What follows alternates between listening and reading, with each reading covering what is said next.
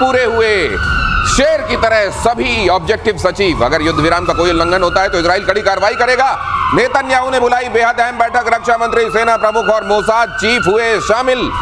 ये इन्होंने पहले नहीं सुनी थी नेतन्याहू ने। नेतन्याहू को ट्रंप ने कहा था थोड़ा रुक के हल्का हाथ रख के चलना, उन्होंने तब नहीं सुना, उन्होंने अपना टाइम देखा और कर दिया काम। लेकिन उन्होंने एक बात कही, हाँ, और बहुत अच्छे से कही, क्योंकि ट्रंप ने एक बात उनकी की ना, बम मारे। इन्होंने कहा देखिए जब तक वो नहीं करते हैं हम नहीं करेंगे, क्योंकि इसको नेतन्याहू को पता था वो कुछ न कुछ करेंगे। अब लीजिए। लेकिन ये अजीब स्थिति है।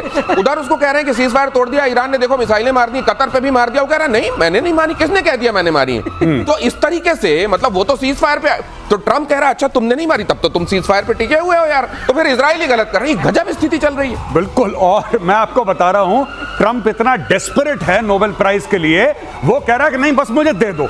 अच्छा, इसको अगर मैं तो कहता हूं कि एक नोबेल प्राइज की कॉपी बना के, खाका बना के इसको पकड़ा दो कि सर आप इसी को मानिए नोबेल प्राइज, ये बिना लिए मानेगा नहीं है। मैं आपको बता, ये बिना लिए मानेगा नहीं। ट्रंप लेकर मानेगा नोबेल प्राइज, चाहे उसको 10 लड़ाइयां शुरू करके सीज फायर करवाना पड़े। ये फालतू में शुरू करेगा, फिर सीज फायर शुरू करेगा, सीज फायर की कोई दे दो, इसको पकड़ते तभी चुप रहेगा। मतलब 80 साल की उम्र के करीब पहुंच के ये बच्चों वाला हट कि जैसे उसके मुंह में अगर दूध की बोतल डाल दो तो ही चुप होगा, नहीं तो वो रोता रहेगा वाली बात गजब है। अगली खबर देखिए कि सीज फायर को लेकर ईरान के विदेश मंत्री का बयान, हमारी फोर्स आखिरी मिनट तक इजराइल को सजा देगी, सभी ईरानियों के साथ जांबाज सशस्त्र बलों का आभार, ईरान खून की आखिरी बूंद तक लड़ेगा, हमारे सैनिक देश की रक्षा के लिए तैयार, दुश्मन के हमले का आखिरी क्षण तक जवाब दिया जाएगा। खामेनेई ने तो यह भी कह दिया कि हमने जंग जीत ली, हम शिकस्त खाने वाली कौम ही नहीं। बस कहानी खत्म।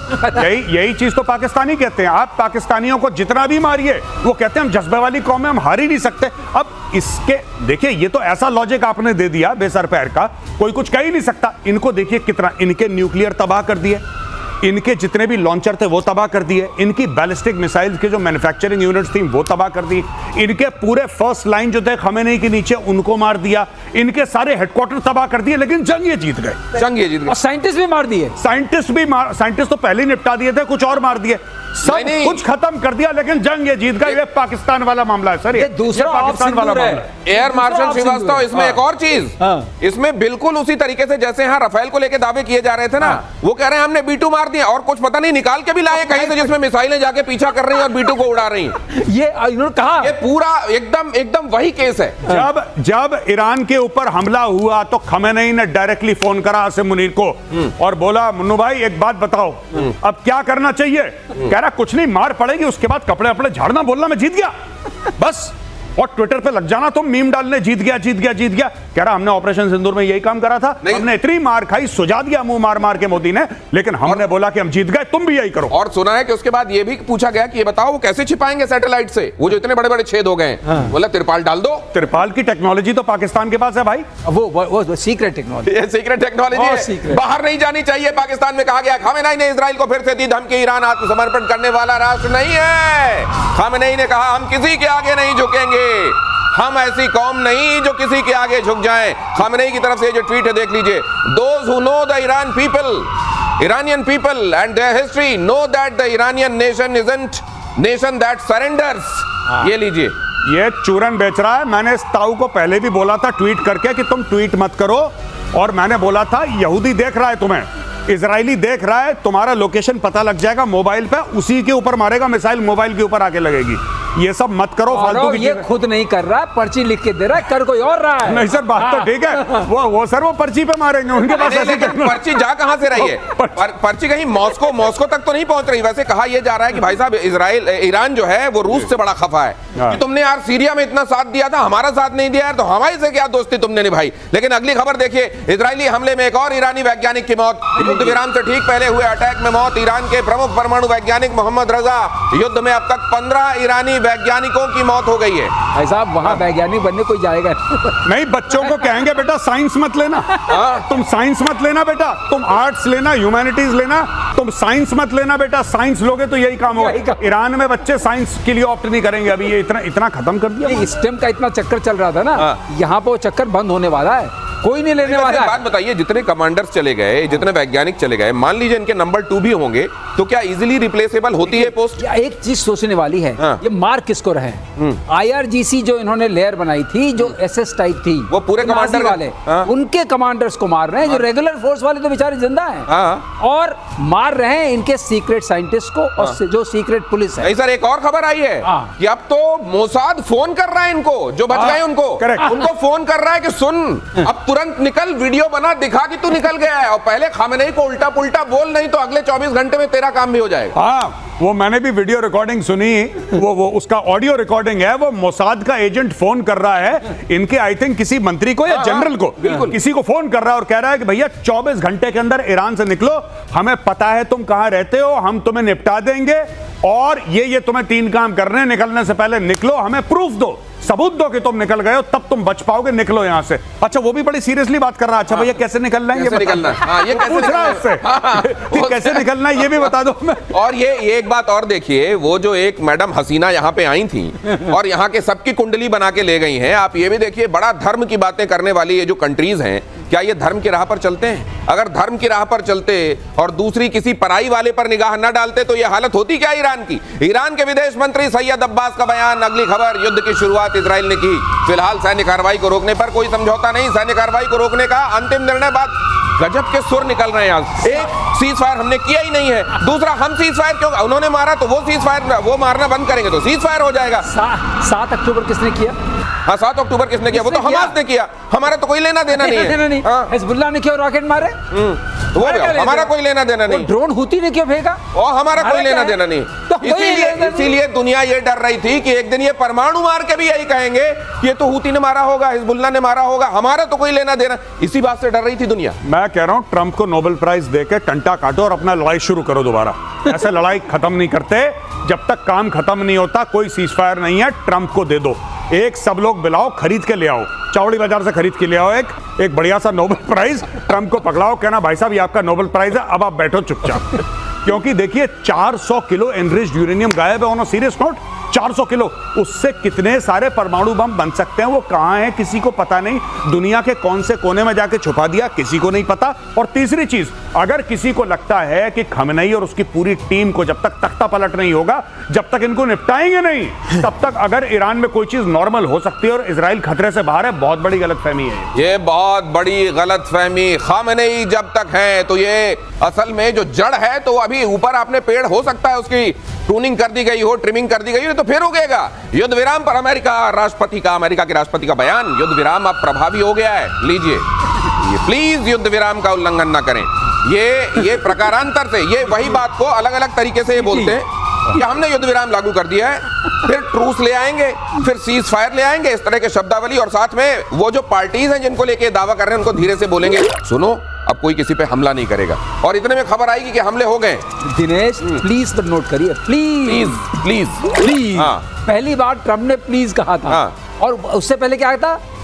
Complete surrender. पहले ऑर्डर था, प्लीज पे आ गया। प्लीज पे आ गए।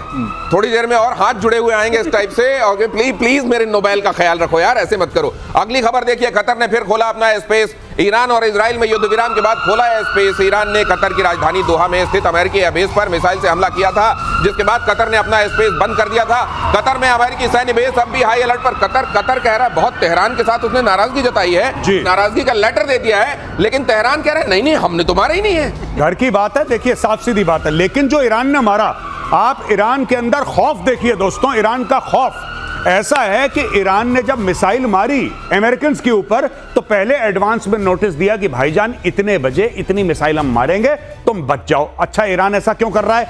ईरान को अपनी जनता को शांत करना है, और पूरा जो OIC के 57 मुस्लिम कंट्रीज हैं उनको यह बताना है कि यार देखो, अमेरिकन के ऊपर सिर्फ मैं हूं जो अटैक कर सकता है, किसी की और औकात नहीं है। और वहां पे चुपचाप, अरे इनमें हिम्मत होती ना दिनेश भाई, अगर इन लोगों में, ईरानियंस में हिम्मत होती, तो जो पर्शियन गल्फ में इनके एयरक्राफ्ट कैरियर हैं, इनके डिस्ट्रॉयर हैं अमेरिकन नेवी के, उसमें मिसाइल मारते, अरे कुछ तो करते। ये नहीं कर, ये पहले एडवांस में बताते हैं, ये डर गए ईरानी। गौरव, एक बात और है, आपने कहां मारा? आपने कतर में मारा, 1000 दूर है, 1000 किलोमीटर दूर। क्यों नहीं मारा बहरीन में? 5th फ्लीट तो खड़ी है ना, मारो, हिम्मत है तो। क्योंकि वो 10-12 मिनट दूर है। अच्छा, इससे क्या- बताएंगे, हाँ। खबर देंगे, उनको खबर नहीं भी दें, खबर लग जाएगी। नहीं, आप बिल्कुल सही कह रहे हैं। हाँ, और- उतनी दूर मारने की क्या जरूरत थी? और अब ये वहाँ सर- जहाज कोई है नहीं। ट्रंप ने थैंक यू बोला। अरे let us know, thank you for letting us know in advance. बहुत बहुत धन्यवाद आपका ईरान, आपने हमें पहले बता दिया। गौरव, जहाज तो निकल गए थे, हम लोग पहले जब शो कर रहे थे, जी। पता नहीं कब निकल के थे, मैंने उसी वक्त आपसे बोला आपने था बोला ना, था। जहाज निकलेंगे, इसका मतलब मामला खतरनाक है, बम गिरने वाला है। तो जहाज तो निकल गए ना, जहाज न कुछ, आप दे दना दे। अब यहाँ अब वहां कुछ है नहीं, लेकिन फोड़ फाड़ के उधर पे संदेश दे दिया गया कि देखो अमेरिका की कॉलर भी हम पकड़ के आ गए, लेकिन पूछा गया तुमने किया है क्या? नहीं, हमने नहीं किया है। ये खेल जो चल रहा है। अगली खबर देखिए, कतर में अमेरिकी सैन्य बेस पर अटैक से जुड़ी ये खबर। अमेरिकी आधिकारिक सूत्रों से ये खबर आई है, ईरानी हमले में कोई हताहत नहीं है। पहले ही फोन कर दिया होगा, भाई साहब हटा लो, देखो हमारे यहाँ दबाव बहुत है, आपके यहाँ एक आध बम फोड़ने पड़ेंगे, आप अपना सामान अमान हटा लो, हमारी इज्जत रह जाएगी, आपका भी शौक हो जाएगा। ट्रंप ने ट्वीट करा है, थैंक यू बोला ईरान को कि धन्यवाद हमें पहले बताने के लिए। हाँ। बस ये आया है, ये ट्वीट आया है। उसने ट्वीट करा है, ट्रंप ने ट्रूथ सोशल पे डाला है, फिर उसको फॉरवर्ड करा है एक्स पे यानी कि ट्विटर पे। और एक और चीज, फिर ट्रंप ने इनकी बेइज्जती भी करी है। पहले इनको थैंक यू बोला ट्रंप ने, फिर ट्रंप ने 1 घंटे बाद एक और ट्वीट करा कि जो तुम्हारा हमला था बड़ा हल्का टाइप का था, कुछ अच्छा नहीं लगा, बड़ा ऐसा बड़ा कमजोर टाइप का मरा हुआ सा तुमने हमला करा हमारे ऊपर, आगे से मत करना। मैं वहाँ थार्ड लेके बैठा हूँ, पैट्रियट लेके बैठा हूँ, हमला ऐसा करोगी। कह रहे तुमने 12-14 मिसाइल मारी, 13 को तो हमने गिरा दिया और एक तो गलत डायरेक्शन में जा रही थी, उसको हमने नहीं, 14 का बड़ा महत्व है।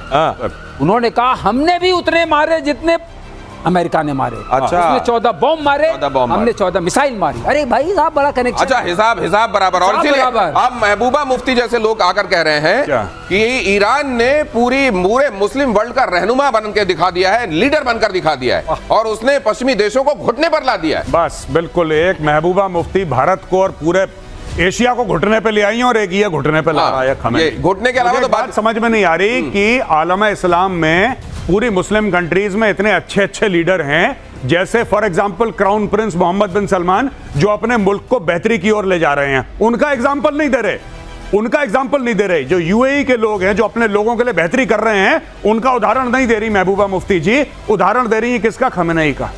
ये आदमी जो कि हिजबुल्लाह और हमास पाल के बैठा हुआ है, उसका उदाहरण दे रही है। ये तो हाल है इनके। ये है, देखिए, यही कहते हैं ना, घुटने की बातें हो रही हैं। कम से कम अकल वहां रखकर बात नहीं करनी चाहिए। और ईरानी खतरे को देखते हुए पेंटागन चौकन्ना हो गया है। ईरान के हमले को पूरी तरह नाकाम कर दिया गया है। एटमी साइट्स पर हमले के बाद से ही चौकन्ना है। संभावित हमले के लिए मिसाइल लॉन्चर तैनात है। कहते हैं जब पेंटागन आसपास पिज्जा के ऑर्डर बढ़ जाएं तो बड़ा काम हो रहा होता है वहां जी। तो क्या काम के लिए आवश्यक शर्त है कि वहां पिज्जा खाए जाएं? मुझे ऐसा लगता है कि अगर पिज्जा का जो रात भर अगर डिलीवरी हो रही है पिज्जा की, तो कुछ हो सकता है। मतलब ईरान जो है हमले इस टाइप के कर रहा है कि पिज्जा खा खा के भी इनको रोका जा सकता है। मैं तो खुद सोच रहा हूँ कि साउथ ब्लॉक के आगे छोले भटूरे की दुकान लगा दूं। ठीक है, कहीं दोबारा ऑपरेशन सिंदूर चालू हुआ, पता लगा मेरे ऑर्डर निकल रहे हैं, ये भी हो सकता है। दक्षिण इजराइल के बीरशेबा जिसको बोलते हैं, ईरानी हमला, कई इमारतें ध्वस्त, 4 की मौत, कई जख्मी। सीज फायर के बाद ईरान का यह हवाई हमला हुआ। ईरान बोला आखिरी हमला हमने किया है, 10 से 15 बैलिस्टिक मिसाइलें दागी गईं। ये इनकी कौन सी बात ये माने, इनकी कौन सी बात से इनकार कर दे, कोई नहीं जानता।